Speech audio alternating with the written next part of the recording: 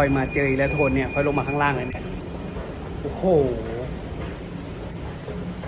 คันได้เรือนมีหลังคาทุกคนปวดจัดเนี่ยฝนตกใช่น้ำประท่วมหรอเดี๋ยวนี่มันมาช็อตต่อไฟฟ้าทุกคนแปลกเนาะเนี่ยมีหลายตีทุกคนพอเห็นมา2 ตี 3 ตีอีกตีนึงน่าจะอยู่ฝั่งนู้นป่ะนี่คันไล่เรือนมันมีหลังคาทุกคนโล่งกิ๊บเลยห้อนจังห้อนเพราะว่าตกเชิญน้ำประช็อตหรอน้ำประท่วมข้างล่างแปลกนะอยู่ไทยพอเห็นแต่มีคันไล่เรือนอยู่ในสะพานลอยนะทุกคน